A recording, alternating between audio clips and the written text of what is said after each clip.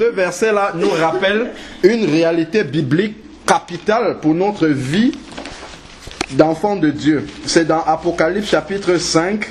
Je crois, ici là on a déjà lu ça, je ne sais pas combien de fois, peut-être des centaines et des centaines de fois. Mais on va toujours relire ça. C'est comme 1 Jean 3, verset 9 et 10. Ça on lit ça presque tout le temps. C'est comme ce verset-ci aussi. Dans Apocalypse chapitre 5, verset 9 et 10. Il nous est dit... Et il chantait un cantique nouveau. Donc en fait ici il s'agit des rachetés de Dieu. Nous sommes bien des rachetés de Dieu. Donc c'est eux ici. Il chantait un cantique nouveau en disant: tu es digne de recevoir le livre et d'en ouvrir les sceaux. Bon. La suite maintenant nous dit: car tu as été immolé, ça c'est la première chose, le sacrifice de la croix. Le sacrifice de la croix ne dépend pas de si j'ai bien mangé ou si je n'ai pas bien mangé, si ça va ou si ça ne va pas, si mon compte bancaire est plein ou s'il est à découvert. Tout ça, ça n'a rien à voir. Le sacrifice de la croix est le sacrifice de la croix. Il demeure éternellement inchangé, hors du temps, hors des circonstances.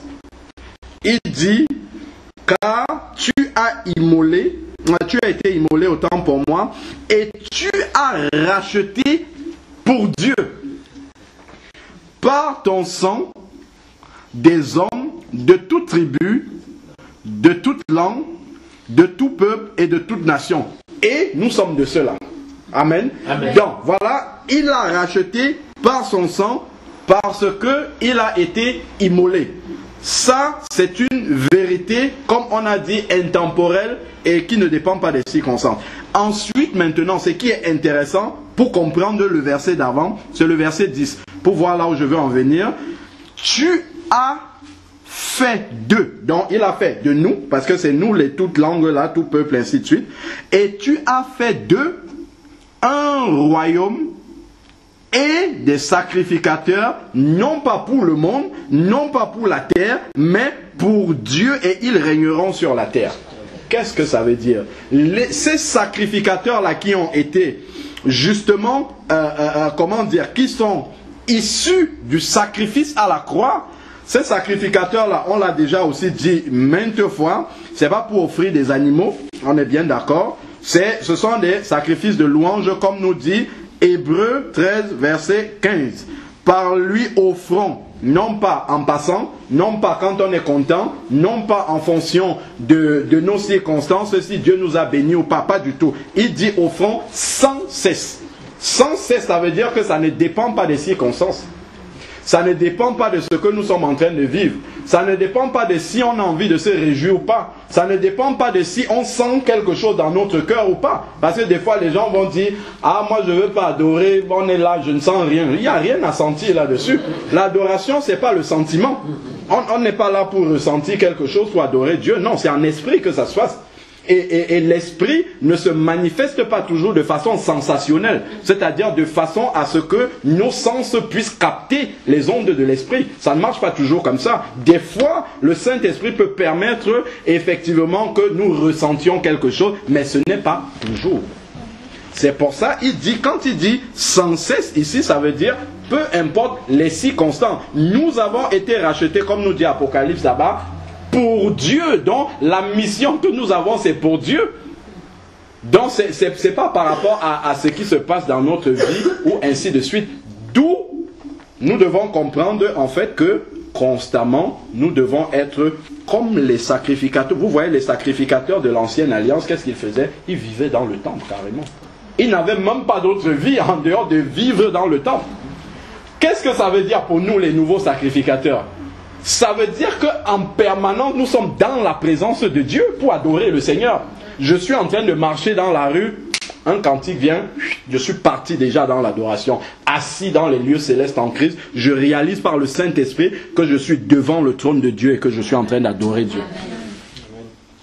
Et quand ça devient un style de vie, parce que l'adoration, on a été racheté pour Dieu, nous sommes des sacrificateurs pour Dieu 24 heures sur 24, 365 ou 366 jours sur 366, ça veut dire qu'il n'y a pas de moment pour l'adoration. Comme on va dire là, bon, on est réunis, on va adorer. Non, il n'y a pas de moment pour ça. C'est une vie en fait, ça fait partie de notre vie naturelle de tous les jours.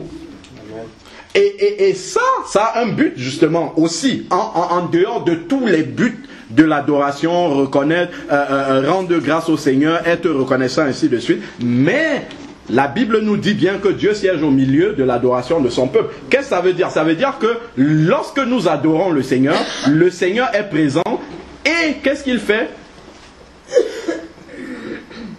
Romains 12:2.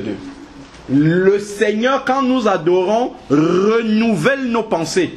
Il change nos pensées par les siennes. Il nous rappelle quelles sont ses promesses. Parce que quand je suis en train d'adorer le Seigneur, quand je dis je, c'est n'importe quel enfant de Dieu, quand nous sommes en train d'adorer le Seigneur, les paroles qui sortent, c'est la confession de la parole de Dieu. Je crois d'ailleurs que c'est même écrit ici, Hébreux 13, verset 15.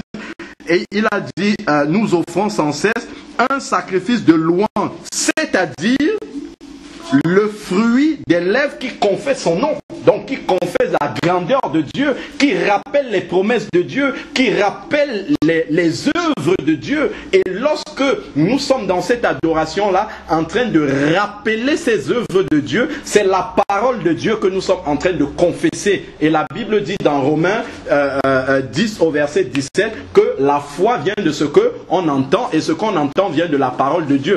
Donc lorsque je suis en train d'adorer le Seigneur et que mes lèvres confessent comme ça les œuvres de Dieu, la foi grandit et tout ce que j'ai comme ténèbres là dans mes circonstances tombe parce que la foi prend le dessus. Donc l'adoration, c'est un moyen que le Seigneur a mis à notre disposition. On a chanté dans le chant pour chasser les ombres et tout ça. Donc tout ce que le malin essaye de faire, ou les épreuves qui sont là et tout, l'adoration vient pour nous recentrer sur l'essentiel et nous rappeler la vérité des choses. Amen. Amen.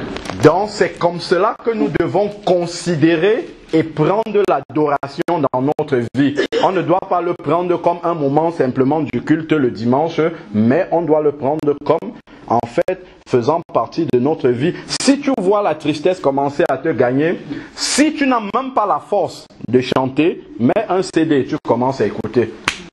Ça va commencer à te booster et tu vas te retrouver en train de chanter sans t'en rendre compte.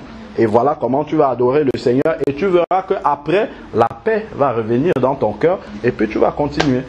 C'est une norme que nous négligeons, mais qui est là pour ça. C'est une norme que le Seigneur nous a donnée pour justement évacuer les circonstances. Parce que c'est pas en chair qu'on adore le Seigneur, c'est en esprit. Donc quand nous passons dans la véritable adoration, nous laissons la chair. Avec ces circonstances de ce monde-ci, nous montons en esprit et ça nous rappelle les réalités, ce pourquoi nous sommes là. Peu importe les circonstances du monde, mais le Seigneur nous rappelle, on chantait tout à l'heure, on priait, il a préparé des demeures, ainsi de suite. C'est là-bas que nous allons.